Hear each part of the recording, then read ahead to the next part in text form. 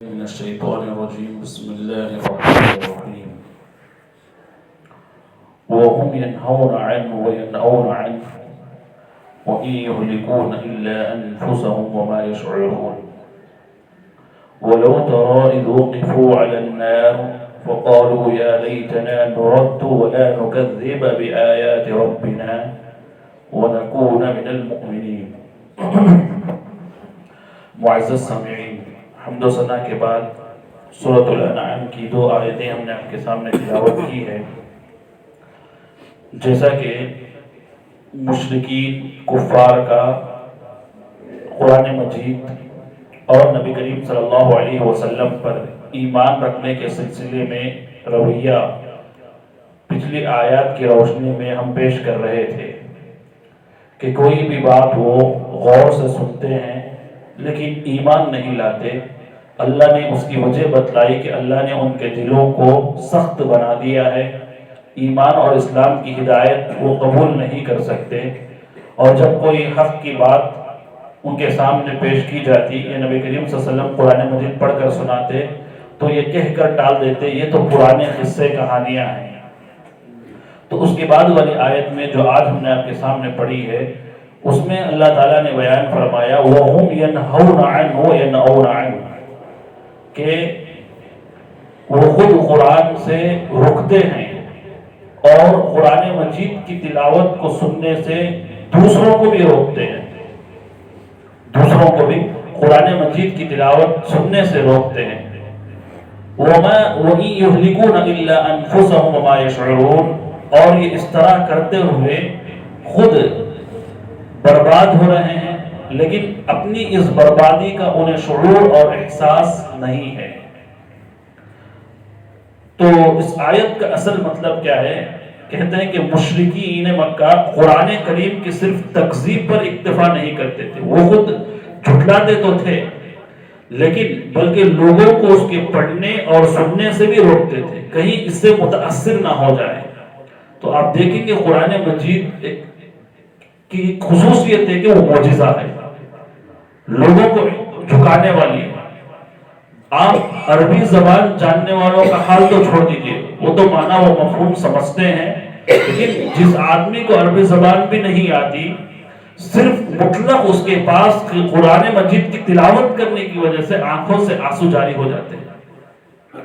اور جو لوگ دعوت کا کام کرتے ہیں، کئی واقعات وقتاً فوقتاً ہم سنتے ہیں، جو لوگ دعوت کی فیلڈ سے جڑے ہوتے ہیں کہ کسی ایسے علاقے میں وہ گئے جہاں صرف کفار رہتے ہیں دعوت دینے کے لیے، صرف انہوں نے قرآن کریم کی تلاوت کا آغاز کیا، یا تو وہ رو پڑے یا تو انہوں نے اپنے اسلام قبول ہونے کا اعلان کر دیا، قبول اسلام کا اعلان کر دیا، مشرف اسلام ہو گئے.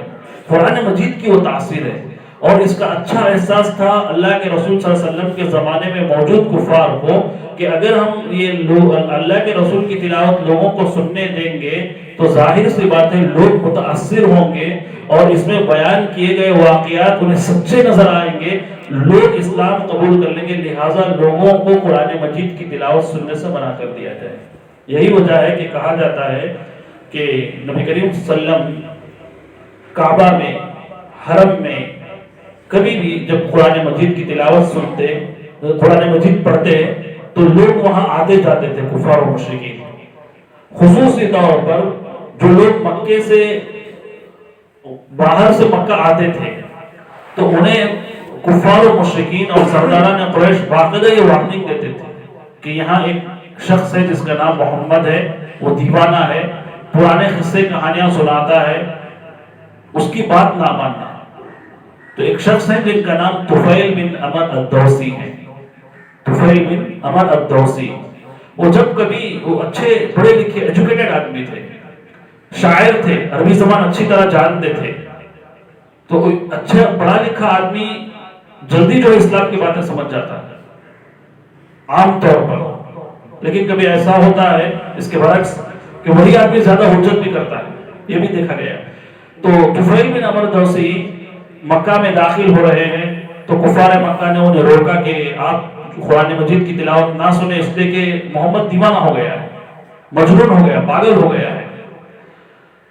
جب بھی اللہ کے رسول کی تلاوت کے پاس سے وہ گزرتے تو کانوں میں روئی رکھ لیتے تھے تاکہ قرآن مجید کی آواز ان کے کانوں میں نہ پڑے.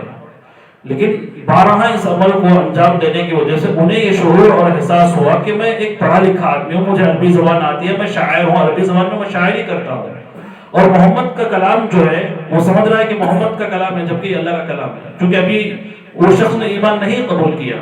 محمد کا کلام اگر سچا ہے, حق وہ بیان کر رہا ہے, تو میں اس کو لے لوں گا, حق لینے میں کیا حرج ہے, اور اگر وہ غلط باتیں بیان کر رہا ہے تو میں اس کو رد کر دوں گا. تو اس ارادے سے انہوں نے اپنے کانوں سے روئی نکالی اور قرآن مجید کی تلاوت کو سننے لگے. جیسے ہی قرآن مجید کی تلاوت کو سننے لگے فوراً اللہ کے رسول پر انہوں نے ایمان لائے. آپ اللہ کے رسول ہیں اور سچے رسول ہیں, آخری رسول ہیں, اور اللہ کے سوا کوئی معبود برحق نہیں, آج کے بعد میں شرک نہیں کروں گا. قرآن مجید کی تاثیر تھی ہے. قرآن مجید سنے بغیر کوئی آدمی نہیں رہ سکتا, آنکھوں سے آنسو جاری ہو جاتے ہیں. یہ اور بات ہے کہ یہ زمانہ پرفتن زمانہ ہے, ہمارے دل سخت ہو گئے ہیں, جس کی وجہ سے قرآن مجید کی تلاوت ہم بارہا سننے کے بعد آنکھوں سے آنسو نہیں آتے. انسان کو رقیق القلب ہونا چاہیے, نرم دل ہونا چاہیے. اور دیکھیں طفیل بن عمر دوسی کس قبیلے کے, آپ پتہ ہے آپ کو کہ حضرت ابو ہریرہ رضی اللہ تعالی عنہ جس قبیلے کے ہیں اسی قبیلے کے حضرت طفیل بن عمر دوسی کے.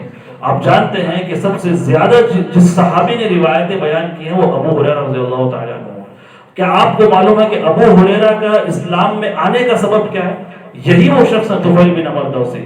جب وہ مکہ آئے اور اللہ کے رسول پر انہوں نے ایمان لائے, اپنے قبیلے ہو گئے اور اپنے لوگوں کو انہوں نے دعوت دی, اور ابو ہریرہ ان کی دعوت کو باقاعدہ فالو کیا کرتے تھے.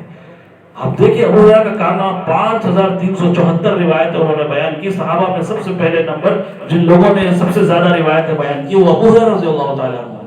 اللہ کیسے کیسے کام لیتا ہے دین کا, اور کس سے اللہ تعالیٰ دین کا کام لیتا ہے یہ اللہ تعالیٰ ہی بہتر جانتا ہے. اور اللہ جس سے دین کا کام لے لے اور اللہ جسے دین کی توفیق دے دے وہ اللہ کا سب سے محبوب بندہ ہوتا ہے. اس کے بعد کہا وَلَوْ تَرَوْا إِذْ وُقِفُوا عَلَى النَّارِ, یہ کفار و مشرکین جو قرآن مجید کی تلاوت سے روک رہے ہیں, قیامت کے دن یہ افسوس کریں گے, اپنی حرکتوں پر ندامت کریں گے. وَلَوْ تَرَوْا إِذْ وُقِفُوا عَلَى النَّارِ کہ اے نبی کریم صلی اللہ علیہ وسلم آپ دیکھیں گے انہیں کہ جب آگ پر انہیں پیش کیا جائے گا, جہنم کی آگ پر جب پیش کیا جائے گا, فَقَالُوا يَا لَيْتَنَا, کہیں گے اے کاش, یا لیتنا نُرَدُّ, کاش کہ ہمیں دنیا میں لوٹایا جاتا, دنیا میں ہمیں واپس بھیج دیا جاتا.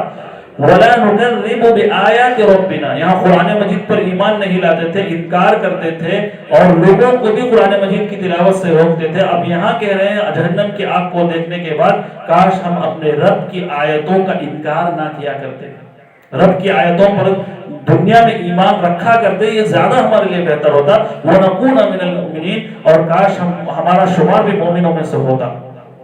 یہ جب خواہش کا وہ اظہار کریں گے, لیکن کیا ایسا ممکن ہے کہ اللہ تعالیٰ دوبارہ دنیا میں انہیں بھیجے, پھر ان کا عمل دیکھے, اس کے بعد اگر وہ ایمان لائیں گے نہیں لائیں گے پھر اللہ انہیں جنت یا جہنم کا فیصلہ کرے؟ کیا یہ ممکن اور پاسبل ہے؟ امپاسبل ہے, ناممکن ہے. تو اس کا جواب بھی اللہ تعالیٰ نے آگے کے آیات میں دیا ہے. انشاءاللہ آئندہ دروس میں ہم آپ کے سامنے ذکر کریں گے. اللہ تعالیٰ دعا ہے کہ اللہ تعالیٰ قرآن مجید کی تفسیر کو سمجھنے کی توفیق عطا فرمائے.